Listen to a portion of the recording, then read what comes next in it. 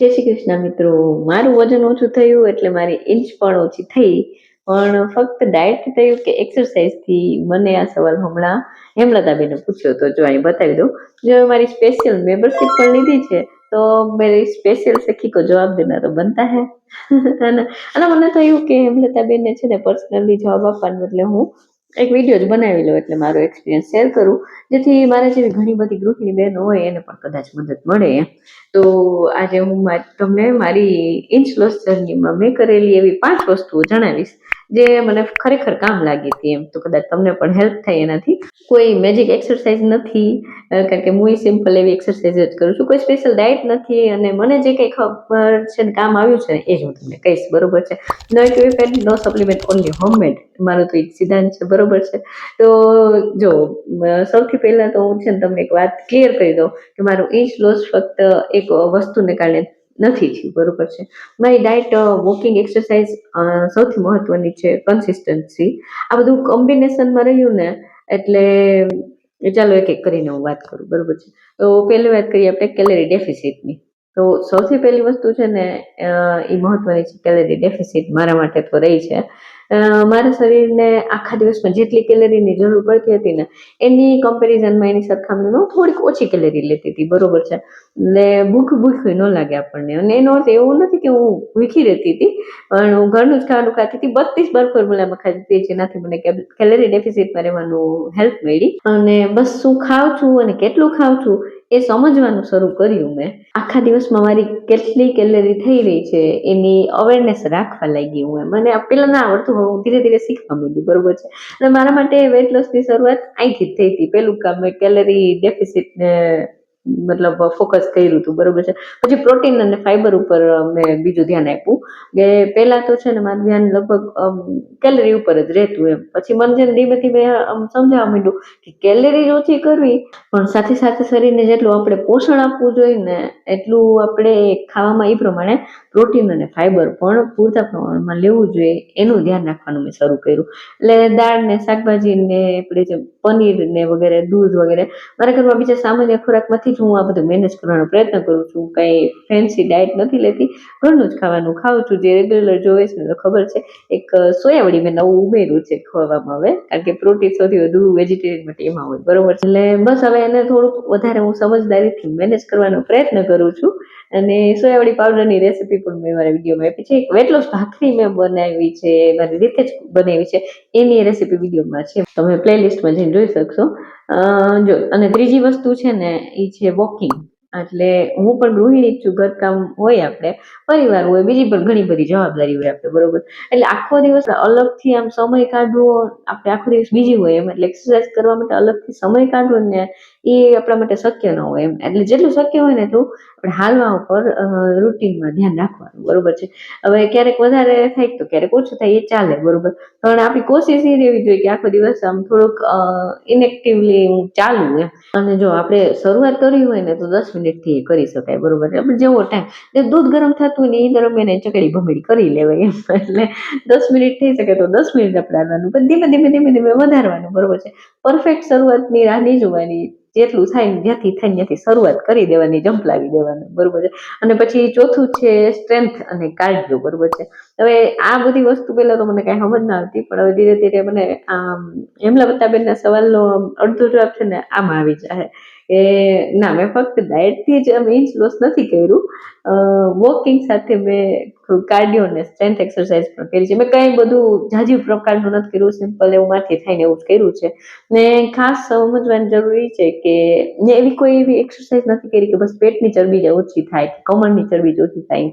આપણે બોડી ફેટને આપણી મરજી મુજબ કોઈ એક જગ્યાથી ઓછું ના કરી શકીએ, બરોબર છે? એટલે જ્યારે ઓવરઓલ બોડી ફેટ આપણું ઓછું થવા લાગે ને એટલે ધીમે ધીમે આપણી કમર, આપણું પેટ ને આપણી હિપ્સ ને બધું મેજરમેન્ટમાં ઓટોમેટિક ફેર દેખાવા માંડે, બરોબર છે? મને તો એવો અનુભવ છે એમ. એટલે મારા માટે કોઈ એક મેજિક એક્સરસાઇઝ તો નથી જ એમ. તો હું સિમ્પલ એવી માંથી થાય એવી બધી કરી રાખું, બરોબર છે? ને હવે તો મેં લાઈવ પણ ચાલુ કર્યું છે, તો તમે પણ સવારમાં જોઈ શકો છો, બરોબર છે? અને જો કન્સિસ્ટન્સી 5મા નંબરમાં. અને હવે મેં 5મી વસ્તુ છે ને કન્સિસ્ટન્સી રાખી, અને આ મેઇન અને ઇમ્પોર્ટન્ટ આ જ છે.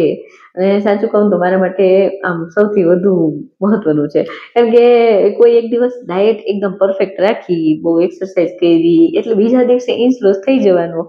હવે એવું રાતોરાત તો થવાનું નથી, બરોબર. એટલે રોજ થોડું થોડું થોડું થોડું આપણે સારું કરતા રહીએ ને, એટલે આપણી જર્નીમાં એક દિવસ પરફેક્ટ નથી થવાનું, પણ એક દિવસ જરૂરથી પરફેક્ટ થઈ જશે એમ. અને ક્યારેક કેલરીઝ વધારે થઈ તો ક્યારેક એક્સરસાઇઝ રહી ગઈ, ક્યારેક મન પણ નહોતું થયું, પણ મેં એવું નથી વિચાર્યું કે આજે બધું બગડી ગયું એમ.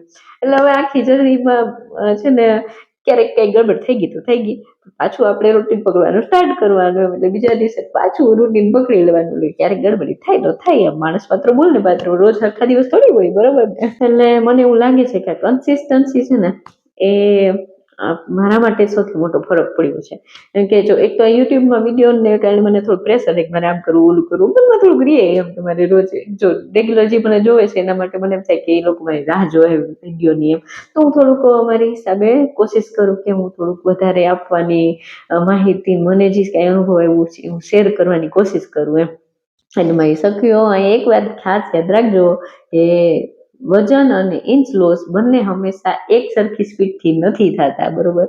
એટલે માત્ર વજનનો કાંટો જોઈને આપણે પોતાની પ્રોગ્રેસ નક્કી નહીં કરવાની, મેજરમેન્ટ પણ લેવાનું એમ. એટલે આપણે કપડાના ફિટિંગમાં શું ફેર દેખાય છે એ જોવાનું. અને જો મેં એમાં વજન મારું આ લખ્યું જ છે, કેટલા ઇંચીસનો ફરક છે, બરોબર છે. મેં તો હમણાં મહિના દિવસથી જ મેજરમેન્ટ લીધું, પહેલાં તો હતું નહીં મારી પાસે, તમે જોયું હશે વિડીયોમાં તો ખ્યાલ હશે. તો જો આ મહિના દિવસનો મારો ફરક લખ્યો છે, હવે આવતા મહિને પાછું કરશી આપણે.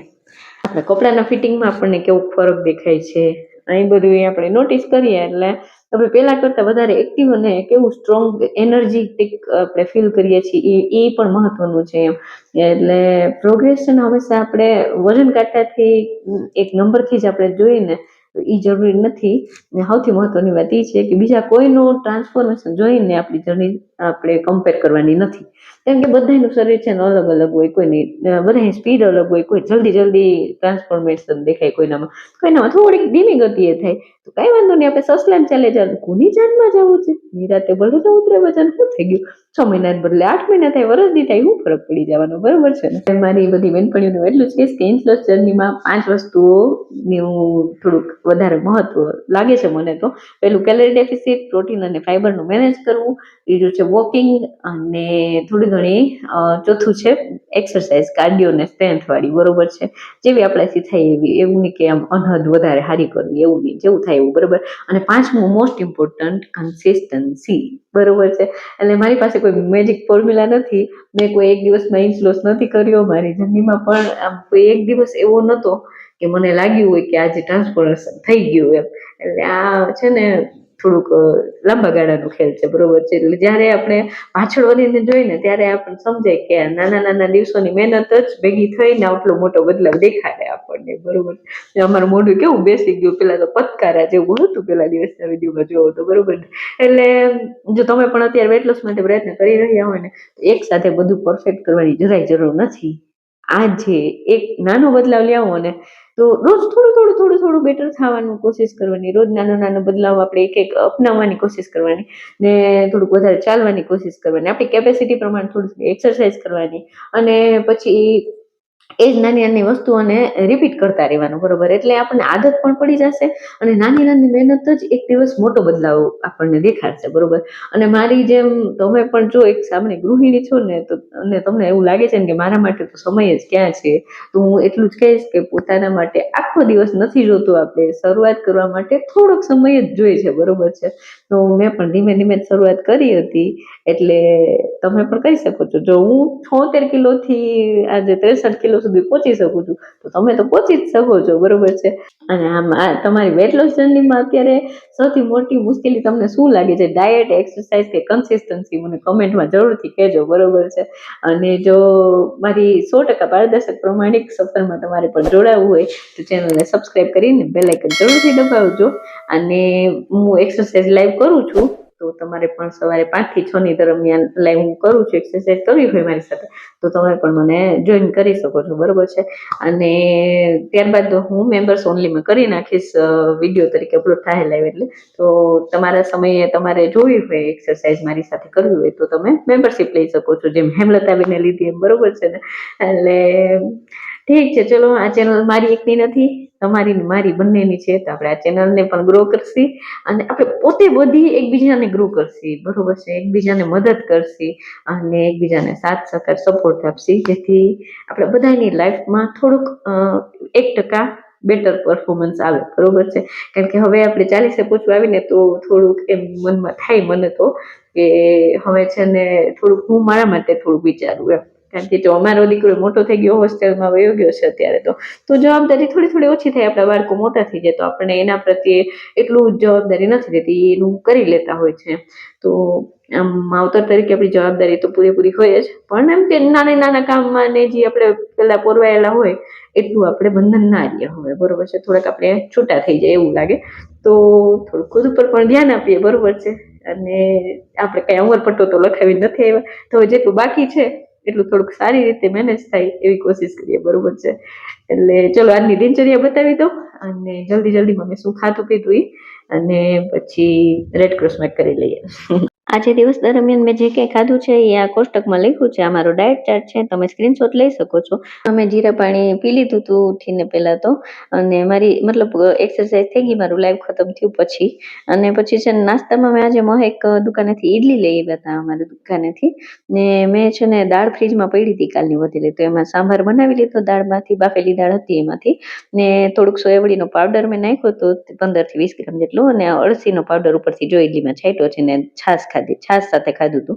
ને બપોરે જમવામાં મેં તુવેરની દાળ લીધી હતી, એમાં પણ મેં સોયાવડીનો પાવડર નાખ્યો હતો અને જુવારનો રોટલો કર્યો હતો, કદરૂપો છે થોડોક ઇગ્નોર કરજો. અને એમાં મેં થોડોક અળસીનો પાવડર અને 20 ગ્રામ જેટલું આપણે સોયાવડીનો પાવડર નાખ્યો હતો, ને એક લીલું મરચું તળેલું મેં લીધું હતું, 2 મરચાં લીધા હતા, એક તીખી મરચી ને એક મોરું મરચું, બરોબર. ને રીંગણાનો ઓરો કર્યો હતો, ને સાથે પનીર પણ મેં જે કાલે બનાવ્યું હતું ને વિડીયોમાં એ જ લીધું હતું ઘરે બનાવેલું, બરોબર. અને એક અથાણું લીંબુની ચીર લીધી હતી કે મન થયું જ ખાટું ખાવાનું જરાક, તો અને છાશનો એક ગ્લાસ ભરીને પીધો હતો. ને રોંઢા ટાઈમે છે ને મેં મારી મિક્સ સીડવાળી જે ગોળી છે ને એ જ ખાધી હતી. અને ફ્રૂટ્સમાં મેં છે ને થોડુંક દાડમ ખાધું હતું, મતલબ અડધાથી ઓછા એવું, અને એક નાશપતિ ખાધું હતું. આજે 21 ઓગસ્ટ 2026 રેડ ક્રોસમાં પૈસા, કારણ કે આજનો દિવસ પણ મારો જે ગયો છે. ફરી પાછા મળીએ આવતીકાલે સવારે 10 વાગે, ત્યાં સુધી ચમક ચાલીને રજા આપો. જય શ્રી કૃષ્ણ. ખુદની તબિયતનું ધ્યાન રાખજો, પરિવારના બધાનું ધ્યાન રાખજો. ઓકે, બાય, જય શ્રી કૃષ્ણ.